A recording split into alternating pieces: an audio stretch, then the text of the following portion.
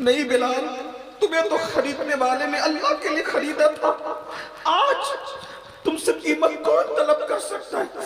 بس جو اذان حضور کو پسند تھی نا، وہ اذان ہم سننا چاہتے ہیں۔ بلال نے کہا نہیں، میں اذان نہیں دے سکوں گا۔ کیوں؟ کیونکہ اذان دیتے وقت جب میں میرے آقا کا نام لیتا تھا تو اس وقت میں حضور کا چہرہ دیکھتا تھا، اب وہ چہرہ نہیں دکھے گا، میں اذان نہیں پڑھ سکتا۔ یہ رونا تھا بلال، یہ صحابہ کا عشق تھا، یہ ان کے آنسو تھے جو آج ہماری آنکھوں میں نہیں ہے۔ ریل پر بچھائیں تو پر کو خبر نہ ہو، کانٹا میرے جگر سے غم روزگار کا، یوں کھینچ لیجئے کہ جگر کو خبر نہ ہو، فریاد امتی جو کرے حال زار میں، ممکن نہیں کہ خیر بشر کو خبر نہ ہو۔ کہتی تھی یہ براق سے اس کی سبک روی، یوں جائیے کہ گرد سفر کو خبر نہ ہو۔ اے شوق دل یہ سجدہ گر ان کو روا نہیں، اچھا وہ سجدہ کیجئے کہ سر کو خبر نہ ہو۔ ایسا گما دے ان کی ولا میں خدا ہمیں، ایسا گما دے ان کی ولا میں خدا ہمیں، ایسا گما دے ان کی ولا میں خدا ہمیں، ڈھونڈا کرے پر اپنی خبر کو خبر نہ ہو۔ فرماتے ہیں یہ دونوں ہیں سردار دو جہاں، فرماتے ہیں یہ دونوں ہیں سردار دو جہاں، اے مرتضیٰ عتیق و عمر کو خبر نہ ہو، اے مرتضیٰ عتیق و عمر کو خبر نہ ہو۔ ان کے سوا رضا کوئی حامی نہیں جہاں، ان کے سوا رضا کوئی حامی نہیں جہاں، گزرا کرے پسر پہ پدر کو خبر نہ ہو۔ جب یہ موسم چل رہا ہے اپریل کا اور اس کے بعد مئی کا مہینہ ہوگا، اس موسم کے اندر اگر کوئی محفل ہو، مثال کے طور پر شادی کی محفل ہو یا اجتماع ہو یا جلسہ ہو یا مشاعرہ ہو اور دن کا وقت ہو، تو اس وقت بالکل چلچلاتی دھوپ ہو آپ کے بہار کے اندر، اور اس چلچلاتی بھی دھوپ کے اندر کوئی محفل سجی ہو، اس میں 10 بائی 10 کا ایک پنڈال لگا ہو اور ہزاروں لوگ اس محفل میں شریک ہو، اس کے اندر دادا بھی ہو، اس میں پوتا بھی ہو، اس میں پیر بھی ہو، اس میں مرید بھی ہو، اس میں استاد بھی ہو، اس میں شاگرد بھی ہو، اس میں دوست اور دوست بھی ہو، اور اتنی چلچلاتی دھوپ ہے کہ انسان کے جسم کو جھلساتی ہو۔ اب ہم لوگ، میں شکایتاً نہیں کہہ رہا ہوں، صرف آپ کو احساس ہو جائے، ہم لوگ ٹرین سے نکلے اے سی ڈبے سے، جیسے ہی ہم لوگ مظفرپور ریلوے اسٹیشن کے باہر نکلے، ایسا لگ رہا تھا جلدی سے بھاگ کر گاڑی میں بیٹھ جاؤ، اتنی شدت کی دھوپ تھی۔ حالانکہ اس وقت کم و بیش میرے خیال سے 3:30 کے قریب ہو رہے تھے، یعنی ڈھلتا ہوا سورج تھا، اس وقت بھی اتنی شدت کی دھوپ تھی کہ ہم چاہتے تھے کہ جلدی سے دوڑ کر گاڑی میں بیٹھ جائیں۔ یہ حقائق ہے، یہ سچائی ہے۔ بتاؤ ہزاروں کا مجمع ہو اور 10 بائی 10 کا پنڈال ہو تو کون چاہے گا کہ وہ دھوپ میں کھڑا رہے اور کون چاہے گا کہ وہ سائے میں آئے؟ یقیناً میں یہ بات بالکل سچائی کے طور پر کہتا ہوں، باپ بیٹے کی پرواہ نہیں کرے گا، دادا پوتے کی پرواہ نہیں کرے گا، بھائی بھائی کی پرواہ نہیں کرے گا، سب لوگ اس پنڈال میں آنے کی کوشش کریں گے، لیکن پنڈال تو بڑا مختصر ہے، ہزاروں لوگ اس میں آ بھی نہیں سکتے۔ میرے بھائیوں ذرا توجہ کرو، ذرا غور کرو، اللہ اکبر، چوتھے آسمان پر سورج ہے، پیٹ کی طرف سے چمک رہا ہے، پوری دنیا کو حرارت میں لیے ہوئے ہے، پوری دنیا کو تپش میں لیے ہوئے ہیں۔ اللہ اللہ، ہم اس وقت سایہ تلاش کرتے ہیں جب سورج تمازت اپنی پھیلاتا ہے۔ اس دن کیا ہوگا جس دن کے بارے میں قرآن کہتا ہے القاریہ ما القاریہ وما ادراک ما القاریہ۔ اللہ پاک ارشاد فرماتا ہے دل کو دہلا دینے والی، تو نے کیا جانا دل کو دہلا دینے والی کیا ہے؟ اللہ اکبر، یوم یکون الناس کالفراش المبثوث، اس دن انسان کا حال یہ ہوگا جیسے پھیلے ہوئے پتنگے، انسان کی حیثیت پتنگوں کی طرح ہوگی۔ وَتَكُونُ الْجِبَالُ كَالْعِهْنِ الْمَنْفُوشِ، گوشت، اور اس دن پہاڑ اللہ اکبر بکھرے ہوئے اون کے دھاگوں کی طرح ہوں گے، دھنکی کی طرح ہوں گے۔ اللہ اکبر، ذرا غور فرمائیں، یہ جلسے کے ناظم کی مبالغہ آرائی نہیں ہے، یہ میرے اللہ کا کلام ہے۔ قرآن کہتا ہے، قرآن کہتا ہے القاریہ تم القاریہ، تو نے کیا جانا دل کو دہلا دینے والی۔ اللہ اکبر، وہ گھڑی جو دلوں کو دہلا دے گی، میرے اور تمہارے دلوں کو نہیں، فرشتوں کے دلوں کو دہلا دے گی، میرے اور تمہارے دلوں کو نہیں، اخیار کے دلوں کو دہلا دے گی۔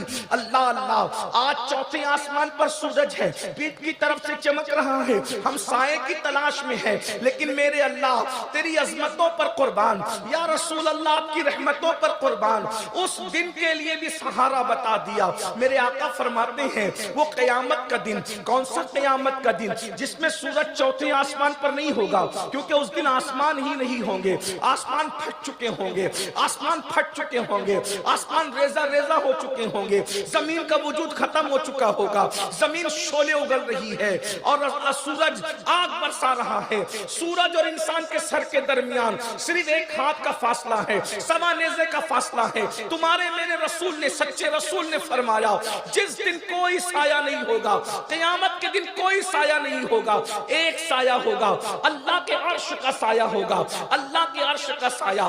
منڈپ کے سائے میں، شامیانے کے سائے میں انسان اپنی کوششوں سے پہنچے گا، لیکن عرش کے سائے میں کم و بیش 70 لوگ ہوں گے۔ احادیث کی کل تعداد ملائی جاتی ہے تو 70 کی تعداد بنتی ہے۔ 70 خوش نصیب ہے جن کو اللہ قیامت کے دن عرش کا سایہ عطا فرمائے گا، عرش کا سایہ۔ اور پھر یاد رکھنا، اللہ اکبر، یعنی قیامت کا سایہ کسی کی عمر کی وجہ سے نہیں ملے گا، کسی کے نسب کی وجہ سے نہیں ملے گا، کسی کی خوبصورتی کی وجہ سے نہیں ملے گا، کسی کی ڈگری کی وجہ سے نہیں ملے گا۔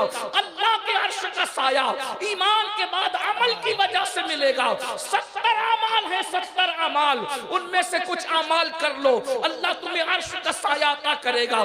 آج جتنے وقت میں گنجائش ہے، جتنا وقت میرے پاس ہے، اتنے وقت میں مختصر وقت میں جلدی جلدی وہ عمل پڑھتا ہوں جس کے کرنے والے کو عرش کا سایہ ملے گا۔ بہنوں کی بھی توجہ چاہتا ہوں، اور یاد رکھنا قیامت کا دن 50,000 سال کے برابر ہوگا، لیکن جس کو عرش کا سایہ مل جائے گا اس کے لیے پورا قیامت کا دن صرف ظہر کی 4 رکعت کے برابر ہوگا، اتنا مختصر ہو جائے گا۔ آج یہ کچھ عمل کر لیجئے۔ پہلا خوش نصیب جس کو قیامت کے دن اللہ عرش کا سایہ عطا فرمائے گا۔ نمبر 1، جس کو اللہ نے اقتدار دیا اور اس نے عدل کیا، انصاف کیا، ایسا انصاف کرنے والا قیامت میں عرش کے سائے میں ہوگا۔ عادل حکمراں، عادل حکمراں کا مطلب کیا ہے؟ یہ نہیں کہ صرف بادشاہ، اس کی شرح میں محدثین نے لکھا ہے ہر انسان اپنے گھر کا حکمراں ہے، محلے کا بڑا محلے کا حکمراں ہے، گاؤں کا چودھری گاؤں کا حکمراں ہے، یعنی جس کو لوگ اپنا حکم اور بڑا مانتے ہیں، اگر اس نے انصاف کیا اللہ اس کو عرش کا سایہ عطا کرے گا۔ اب میں لمبی تو نہیں کرتا، یعنی باپ پر فرض ہے اولاد میں انصاف کرے، برابر برابر انصاف کرے۔ آج کل کیا ہو رہا ہے؟ اللہ اکبر، کچھ بچوں کو بہت لاڈ کیا جاتا ہے اور کچھ بچوں کو نظر انداز کیا جاتا ہے۔ اللہ اکبر، بلکہ یہ بھی ہو رہا ہے بیٹوں کو لاڈ کیا جاتا ہے، بیٹیوں کو نظر انداز کیا جاتا ہے۔ یاد رکھیے بیٹیوں کو کبھی نظر انداز مت کیجئے۔ اللہ اللہ، آج آپ کہتے بیٹیاں بھاگ رہی ہے، میں آپ سے کہنا چاہتا ہوں بیٹیوں کے بھاگنے کی بہت ساری وجوہات میں سے ایک وجہ یہ بھی ہے، جیسے پیٹ کی پیاس ہے، جیسے نفس کی پیاس ہے، ویسے دل کی بھی پیاس ہے۔ پیٹ کو پیاس لگتی ہے، پانی چاہیے، پیٹ کو بھوک لگتی ہے، کھانا چاہیے، نفس کو پیاس اور بھوک لگتی ہے، کوئی ہم جنس چاہیے، اور اس کے بعد اللہ اکبر، یعنی ہم جنس سے مراد کوئی اپنے جیسا انسان چاہیے جس کو اللہ تبارک و تعالیٰ نے حلال کیا ہو۔ اور جب دل کو پیاس لگتی ہے تو پیار چاہیے، محبت چاہیے، ان سے چاہیے، الفت چاہیے۔ تو یاد رکھنا دلوں کی پیاس ہے پیاس۔ بیٹیوں کو نظر انداز کرنے والوں، بیٹیوں کو بھاگنے پر اس ظالم معاشرے نے مجبور کیا ہے۔ جس سماج میں نہ ماں بیٹی کو پیار دے، نہ باپ بیٹی کو پیار دے، نہ بھائی بہن کو پیار دے، نہ شوہر بیوی کو پیار دے، تو جب دل کی پیاس لگتی ہے تو وہ پیار تلاش کرنے کے لیے باہر جھانکنے لگتی ہے، اور باہر ظالم لوگ، بلکہ ظالم انسان جو نفس کے پجاری ہے، جو فسق و فجور میں ڈوبے ہیں، جو گناہوں کے دلدل میں ڈوبے ہیں، وہ موبائل کا لالچ دیتے ہیں، گھومنے پھرنے کا لالچ دیتے ہیں، زیور کا لالچ دیتے ہیں، دولت کا لالچ دیتے ہیں، آزادی کا لالچ دیتے ہیں، اور پیار کے جھوٹے دعوے میں پھانس کر ہماری بچیوں کا سب کچھ لوٹ لیتے ہیں۔ اور بچیاں بہت سادہ دل ہوتی ہے۔ یاد رکھنا، آج سے 50 سال پہلے تک کوئی ریکارڈ نہیں ہے کہ کسی بھکاری کی بچی بھی بھاگی ہو۔ وجہ یہ ہے کہ باپ غریب ہوتا تھا مگر سنت مصطفیٰ سمجھ کر اپنی بیٹی کو پیار دیا کرتا تھا۔ جب تک ہم تکبیر، نعرہ رسالت، مذہب اسلام، عظمت اسلام، جب تک ہم بیٹیوں کو پیار دیتے رہے، ہماری بیٹیاں کسی بادشاہ کا ہاتھ پکڑ کر کے نہیں بھاگی۔ جب سے ہم نے پیار دینا بند کر دیا ہے، جوتے سلنے والے کا بھی ہاتھ پکڑ کر بیٹیاں بھاگ رہی ہیں، چپل سلنے والے کا ہاتھ پکڑ کر بھی بیٹیاں بھاگ رہی ہیں۔ اے ظالم معاشرے کے لوگوں، صرف داڑھی رکھنا سنت نہیں ہے، صرف ٹوپی پہننا سنت نہیں ہے، صرف مسواک کرنا سنت نہیں ہے، عطر اور سرما لگانا سنت نہیں ہے۔ جب بیٹی آ رہی ہو اس کے لیے اٹھ کے کھڑے ہو جانا، یہ بھی مصطفیٰ کی سنت۔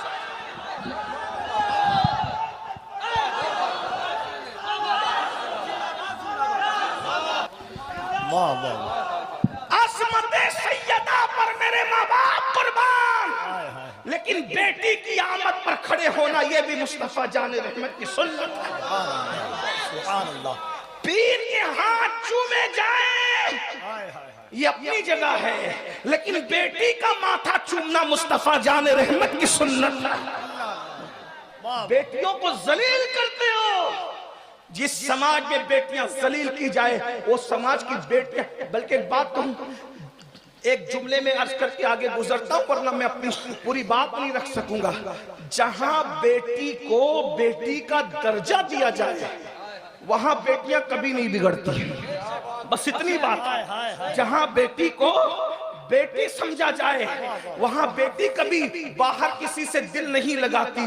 جہاں بیٹی کو بوجھ سمجھا جائے، جہاں بیٹی کو شیطنت سمجھا جائے، جہاں بیٹی کو نحوست سمجھا جائے، جہاں بیٹی کو جو ہے وہ معاذ اللہ اپنے لیے وبال جان سمجھا جائے، جہاں بیٹی کو عذاب سمجھا جائے، پھر وہاں بیٹیاں سمجھتی ہے میرا تو اس گھر میں کوئی ہے ہی نہیں، ادھر بھائی کا منہ سیدھا نہیں، ادھر باپ کا منہ سیدھا نہیں، ادھر ماں کہتی ہے تو مرتی کیوں نہیں، تو پیدا کیسے ہو گئی، تجھے رشتے نہیں آتے، تجھے کوئی پوچھتا نہیں۔ یاد رکھیں، بیٹیوں کی عزت کرنا جانے، بیٹیوں کی قدر کرنا جانے۔ میں اس عنوان پہ آگے نہیں بڑھتا، ایک حدیث پیش کرتا ہوں اور آگے بڑھتا ہوں۔ اپنی بہنوں سے بھی کہتا ہوں، بیٹی سے زیادہ نفرت عورتیں کرتی ہیں، یہ سماج کا بہت بڑا المیہ ہے۔ بیٹیوں سے سب سے زیادہ نفرت عورتیں کرتی ہیں۔ میری بہنوں، یہ سیریل، نحوست اور فلموں کی وجہ سے ہے۔ ایک بات تمہیں بتاؤں، اگر تم بیٹیوں کو پیدا ہونے نہیں دینا چاہتی، اگر تمہاری ماں نے بھی تمہارے لیے یہی فیصلہ کیا ہوتا تو کیا تم آج زندہ ہوتی؟ بیٹیوں کو بوجھ مت سمجھو، بس اتنا سمجھ لو، حدیث پاک میں آتا ہے اللہ کے رسول علیہ السلام فرماتے ہیں جب بیٹی کسی کے گھر میں پیدا ہوتی ہے اس گھر میں فرشتوں کا نزول ہوتا ہے اور چاروں طرف سے فرشتے اس بیٹی کو گھیر کر کے کہتے ہیں اے کمزور جان سے پیدا ہونے والی کمزور جان، جب تک تو اس گھر میں رہے گی ہم تیرے ساتھ رحمت کے فرشتے اس گھر میں موجود رہیں گے۔ یعنی بیٹوں کی پیدائش کے بعد تمہیں کسی نہ کسی تعویذ کی ضرورت ہے رحمت کے فرشتوں کے لیے، لیکن بیٹی کی پیدائش ایسا تعویذ ہے کہ جب تک بیٹی گھر میں رہے گی رحمت کے فرشتے اس کے ساتھ رہیں گے۔